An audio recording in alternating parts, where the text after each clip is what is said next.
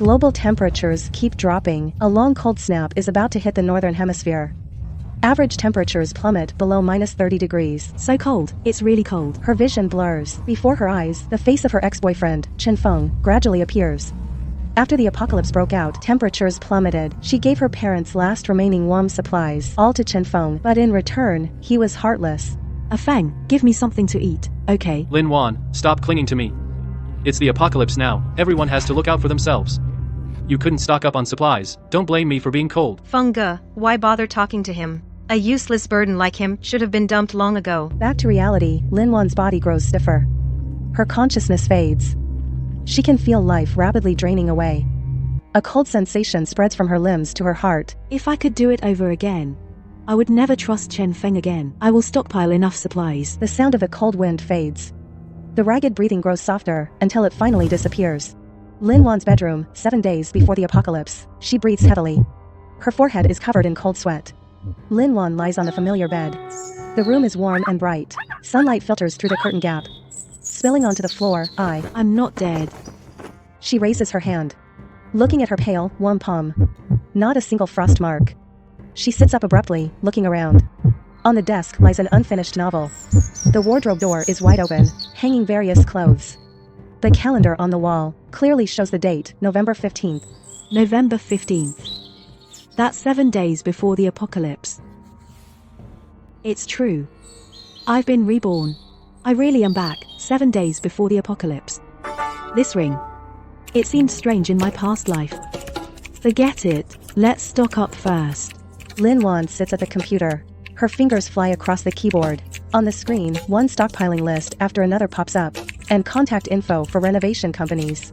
Her gaze is determined, filled with unprecedented resolve.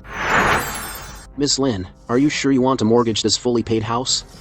This property is in a prime location, with great potential for appreciation. The interest on a mortgage loan isn't cheap. I'm sure. Please process it as soon as possible. I need the money fast. Interest is not an issue. Okay, Miss Lin. I'll start the paperwork for you now. You'll get the funds in 3 days at the earliest. Thanks for your help. That evening, at Lin Wan's home, Lin Wan was organizing her things, packing up unwanted items, planning to sell them for some pocket money. Just then, her phone rang. The screen showed the name Chen Feng. Chen Feng. In this life, we're even.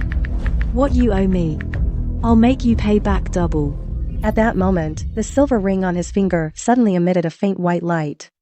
Then a warm current flowed into her fingertips. Lin Wan looked at the ring in surprise, and found that in her mind, there was a strange new awareness. She could store items into the ring, forming an independent space. A space ring. This is actually a space ring. Heaven helps me. With this, hoarding supplies will be much easier. Miss Lin, as you requested, these renovation projects should be done within 2 days. Don't worry. We're using the best materials.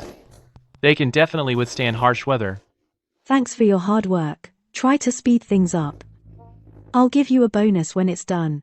Lin Wan pushed a shopping cart and went on a shopping spree at the wholesale market. Rice, flour, cooking oil, compressed biscuits, canned food, instant noodles, various meats and vegetables. She bought every kind of food she could think of. It piled up like a small mountain.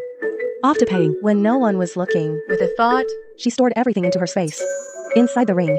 Then, she went to the hardware store, pharmacy, and clothing store, buying a large amount of tools, medicine, warm clothes, fuel, and other supplies. in the early hours of the apocalypse, A fierce wind suddenly started howling outside, snowflakes flying everywhere. temperature dropping sharply. Frost instantly formed on the windows. Lin Wan was already prepared. She walked to the window, looking at the frozen landscape outside, her eyes calm. ready. In this life, I won't be pushed around anymore. Lin Wan, open the door. Open up, I know you're in there. Lin Wan, you selfish woman, open the door for us. Share some of your supplies with us. Or we'll break the door down. Chen Feng, Bai Weiwei. Leave. You're not welcome here. Lin Wan, don't forget our past feelings.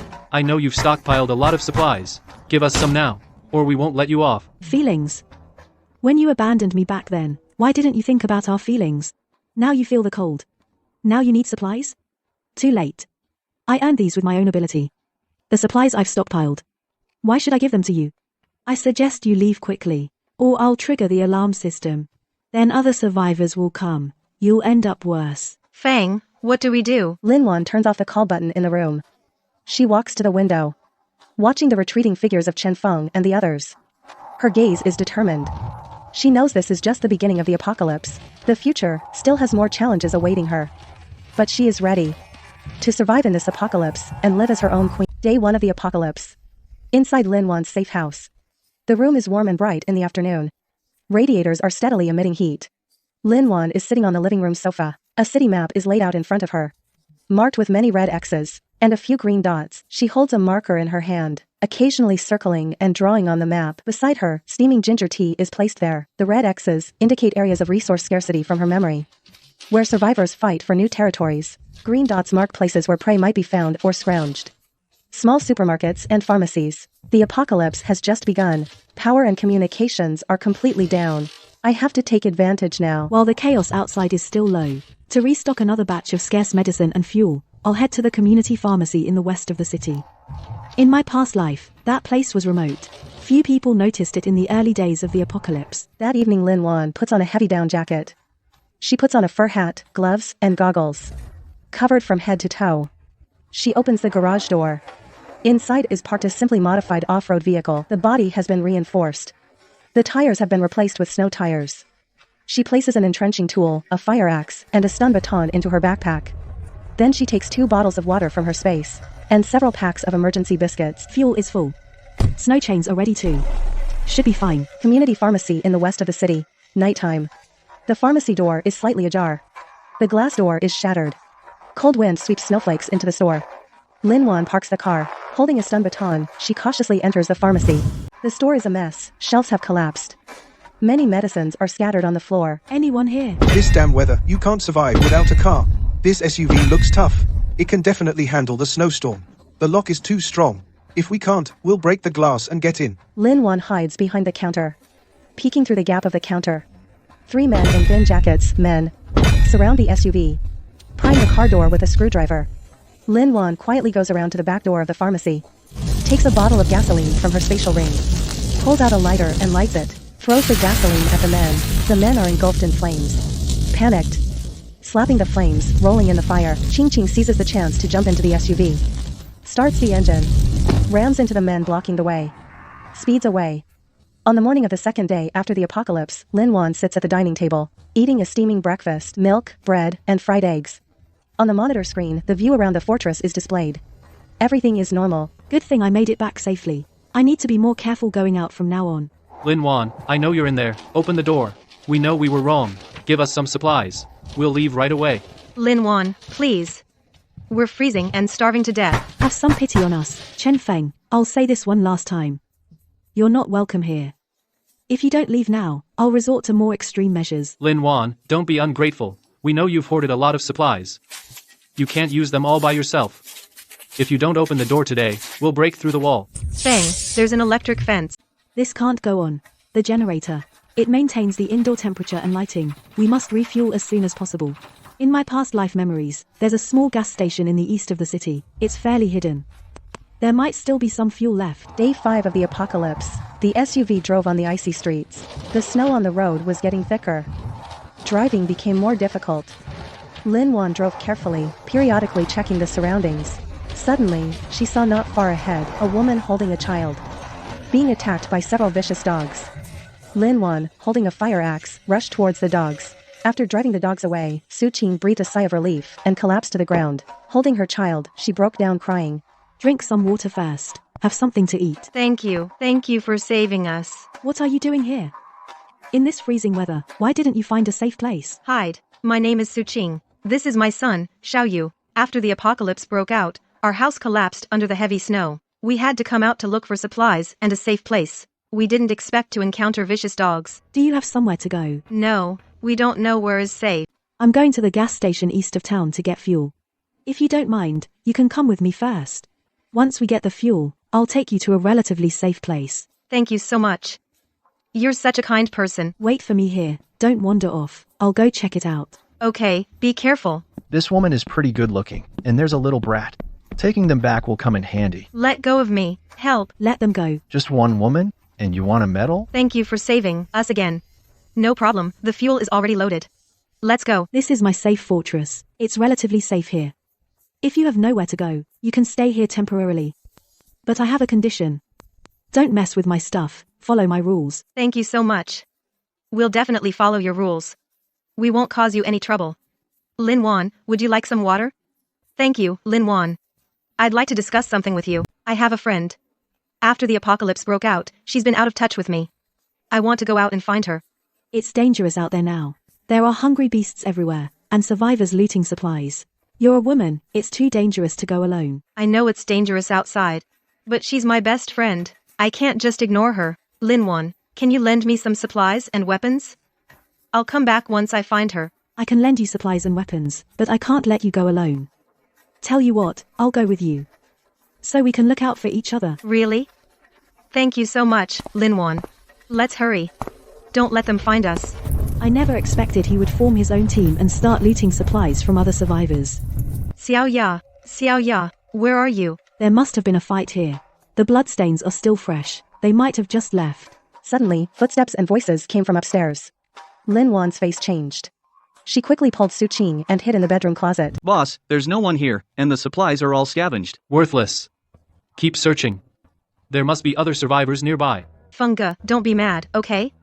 We've grabbed a lot of supplies, already. How about we find a place to rest first? Rest?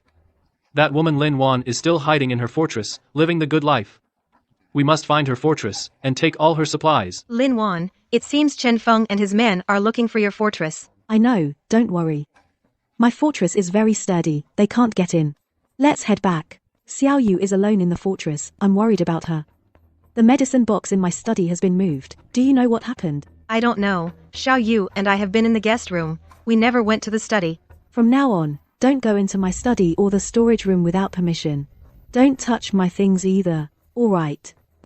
Lin Wan, Xiao Ya, you must wait for me. I will find you, and bring you the medicine on the 8th day of the apocalypse. Inside Lin Wan's safe fortress, morning.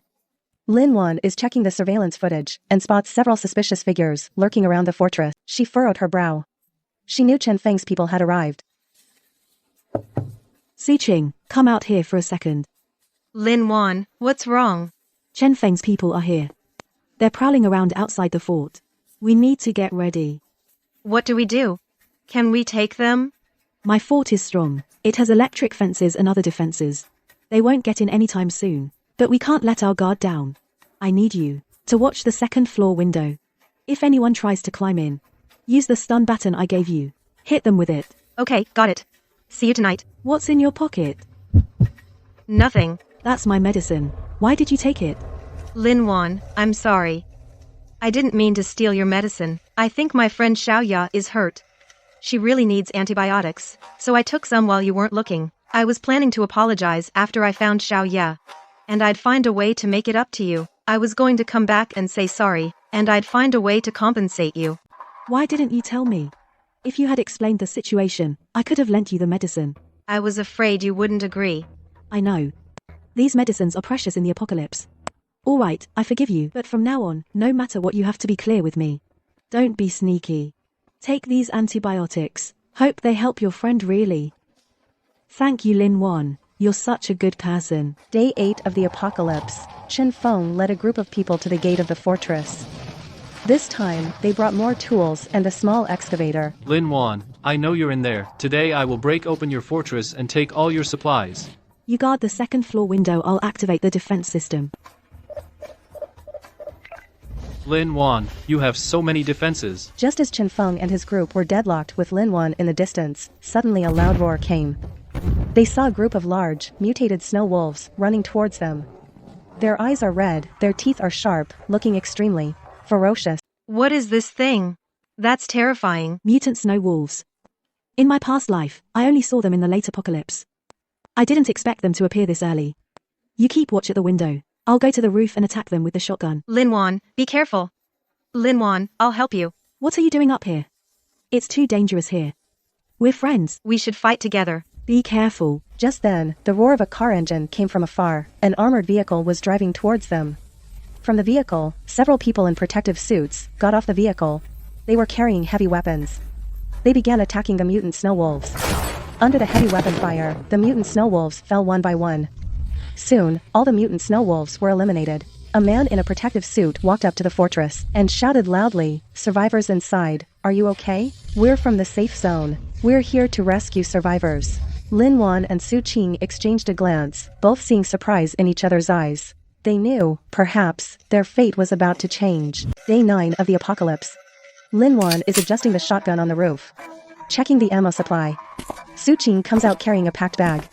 She walks out, and in her bag are antibiotics from Lin Wan, and some food and warm clothes. Xiao Yu follows behind Su Qing, clutching a small toy in her hand. Lin Wan, thank you for your understanding and help.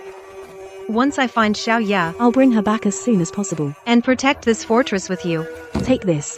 Stay in touch. Out there, mutated snow wolves are roaming. Be careful. If you're in danger, press this button. I'll get the signal.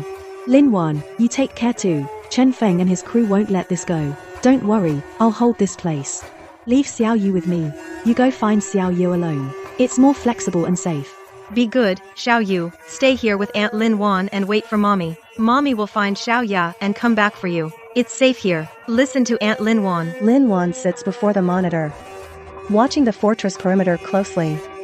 Xiao Yu sits on a small chair nearby, quietly playing with her toy. On the monitor, aside from the howling wind and snow, nothing unusual. The people from the safe zone appeared suddenly and left just as quickly. Something's off. I never heard of A safe zone this early or rescue. What is their real goal? Just then, Su Qing's urgent voice came through the walkie-talkie. Lin Wan, I'm near the abandoned factory in the west of the city. I found traces of Xiao Ya. She seems to be held captive by a group of people. Don't act rashly. Stay hidden and observe. I'll be right there. Lin Wan told Xiao Yu to lock the doors and windows.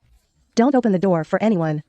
Then she grabbed her shotgun and fire axe, rushed to the garage, started the SUV and sped off. The factory was dilapidated. Walls were peeling. The main gate was shut tight. Su Qing was hiding in the ruins across from the factory. When Lin Wan's SUV approached, she quickly waved for Lin Wan to park. Lin Wan walked over to Su Qing. What's the situation? I saw Xiao Ya being pushed in by 2 men. Looks like there are more people inside. They don't seem like Chen Feng's men. They're all wearing black uniforms. Lin Wan frowned. Through the crack in the ruins, she looked into the factory. She could vaguely see several men in black uniforms patrolling. They had a strange emblem on their arms, a round badge with the word evolution engraved on it. Lin Wan had never seen this emblem before. Who are these people? Lin Wan and Su Qing sneaked around to the back of the factory. They found the back door was unlocked. They exchanged a glance, then pushed the door open and slipped in. Inside, the factory was a mess, with discarded mechanical parts scattered everywhere. Following the sound, they carefully made their way over. In a deserted workshop, they saw more than a dozen survivors tied to pillars. Xiao Ya was among them. Her arm was injured, and her face was pale. Several men in black uniforms were surrounding the survivors, as if selecting something. Keep the strong ones.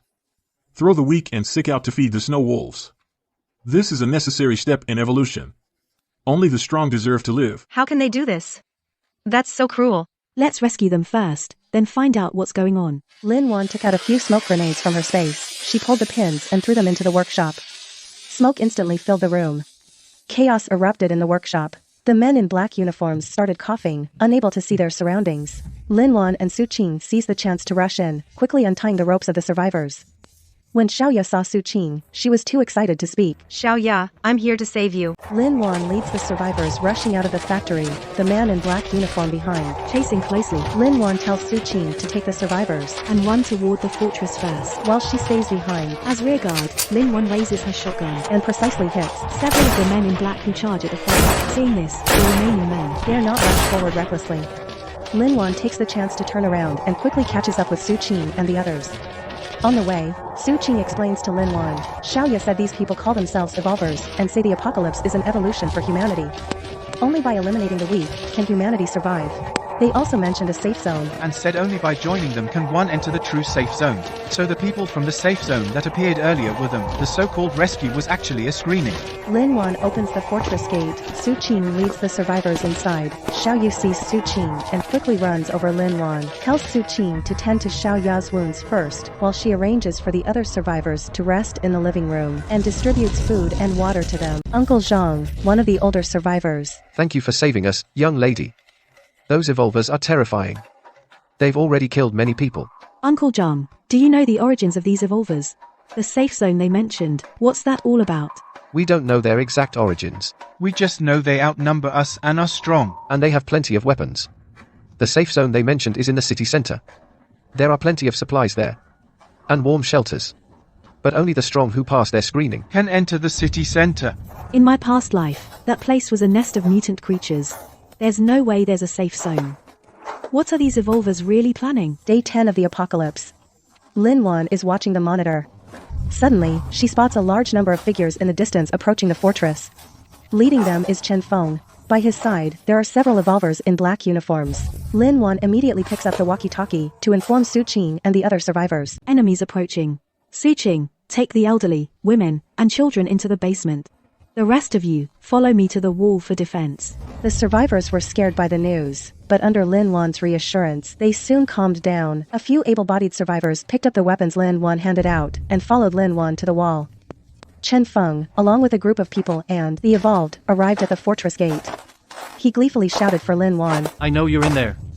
I've already allied with the Great Evolve. If you know what's good for you, open the gate, hand over all supplies and survivors, and maybe I'll spare your life. Lin Wan stood on the wall And sneered, Chen Feng, you, to save your own skin, actually allied with such cruel people. You're hopeless. You want to enter my fortress? You'll have to get through me first. As she spoke, Lin Wan pressed a button, And the electric grid atop the wall lit up with blue arcs again. The leader of the evolved, Captain Li, How ungrateful. Smash the gate open for me. Chen Feng's men and the evolved picked up tools and began frantically ramming the walls and gates. The walls, though sturdy, under the constant battering, began to crack. Lin Wan directed the survivors to use crossbows and stones to attack the enemies outside. After Su Qing settled the people in the basement, she also ran out with a fire axe, joining the defense. The battle grew more intense. Several survivors were injured, but no one backed down. Lin Wan fired her shotgun with precision, taking down one enemy after another. Chen Feng saw the situation turning bad and stealthily stepped back, trying to flee. Su Qing noticed Chen Feng's move and shouted, Lin Wan, Chen Feng is trying to run. Lin Wan turned to look at Chen Feng, her eyes cold. She picked up a crossbow bolt beside her and shot it with force. The bolt struck Chen Feng's leg precisely. Chen Feng screamed and fell to the ground. Captain Li, the evolved, saw Chen Feng fall, and instead of rescuing him, he kicked him aside, saying coldly, worthless. Useless trash. The other survivors witnessed this scene, and everyone saw more clearly the cruel nature of the evolved. Their resolve to defend became stronger. Just as the two sides were at a stalemate, suddenly from a distance came a huge mutant snow wolf's howl. They saw a group of even larger and fiercer mutant snow wolves running towards them. Their targets were not only the people in the fortress, but also the evolved outside and Chen Feng's men. The evolved and Chen Feng's men were scared out of their wits and fled in all directions. But the mutant snow wolves were extremely fast and quickly caught up, mangling many of them into pieces. Captain Li was also surrounded by several mutant snow wolves and ultimately died horribly in their jaws. Seeing this, Lin Wan immediately ordered everyone to close the defenses and retreat inside the fort.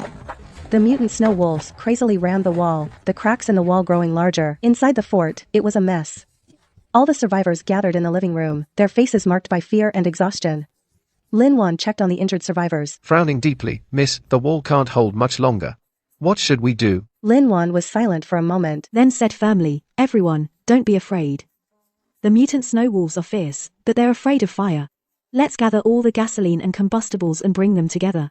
We'll light a fire inside the wall to stop them from getting in. Everyone sprang into action and moved the gasoline and combustibles to the inside of the wall. Lin Wan lit a lighter and threw it onto the combustibles. Flames burst up instantly, forming a wall of fire, blocking the mutant snow wolves' attack. Burned by the flames, the mutant snow wolves howled in pain and slowly retreated. The wind and snow gradually died down, and a glimmer of light appeared in the sky. The survivors saw the snowstorm ease up. The mutated snow wolves left too. They all cheered. Su Qing walked over to Lin Wan. She said with relief, Lin Wan, we won. Yeah, we won. But this apocalypse isn't over yet. We still have to keep fighting to survive. Lin Wan nodded. A look of relief in her eyes.